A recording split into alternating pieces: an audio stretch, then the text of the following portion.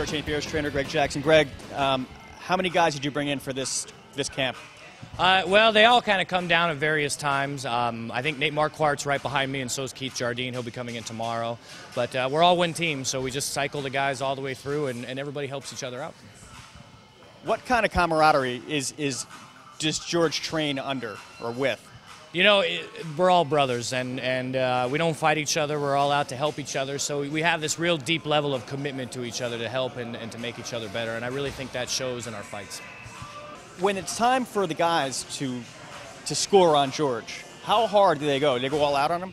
Oh yeah, everybody tries to get each other. We have a dynamic in all of our gyms where it's cooperative and competitive. So you have this balance where you're cooperating, but you're also competitive. And if one is too far out of line, you won't improve. So you have to constantly ride this line of making sure that everybody's trying to get each other, but afterwards you're helping each other out. So it's a very thin line.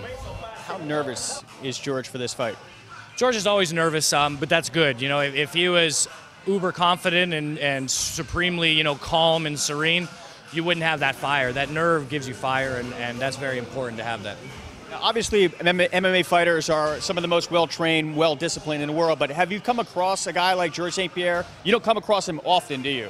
No, not at all. He's amazing. Not just because of his physical attributes, which, you know, speak for themselves, but it's really his mental acuity, it's his ability to stay coachable and humble with all of this pressure on him. So he's one in a million. He's an amazing, amazing guy. How do you, as a trainer, deal with a guy who's so good, so well-rounded, so famous, makes a lot of money? How do you stay humble when you're training somebody like him? Well, you know, it's easy for me to stay humble because I'm really not that of important a guy. I'm in the background, you know, I put the game plans together a little bit and show the specific moves, and then it's really all up to him. I mean, my part, I think, is not nearly as large as his part, so it's very easy for me to stay humble. What's George's greatest strength besides that mental acuity, besides the physical aspects? I mean, is it his motivation? Is it his drive to win? I think it really is. I think that he is very competitive and he's able to stay hungry, and that's the real key. Is a lot of times people get into that situation, they want to sit back and rest on their laurels, but he's not one of those guys. He always wants to get better. He always wants to improve, and I think that's a real powerful tool that he has in his arsenal. One of George's strengths while he's fighting is every round he could come out and be a totally different fighter, would attack a totally different part of the body with totally different techniques. How many plans, A, B, C, D, do you guys go into a fight with? You know, that is up to him. It's kind of a complicated issue. We have a structure that we give him. These are the things that you want to do. These are the things that you don't want to do. Here's what you do when he does this. Here's what you do when he does that. Within that structure, the artist has to be able to work.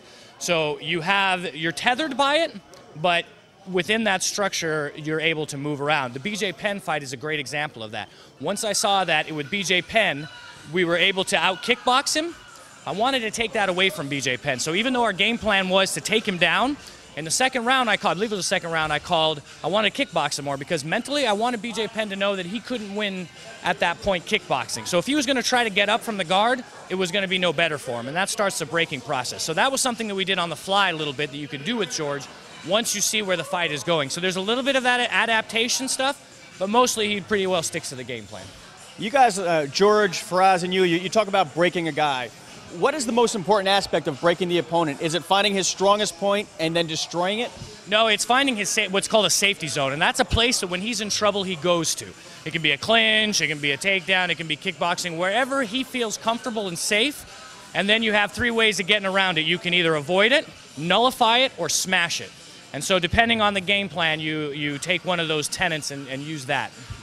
What's Thiago Alves' safety zone? I can't say that yet, but hopefully we'll be able to exploit it and move around it.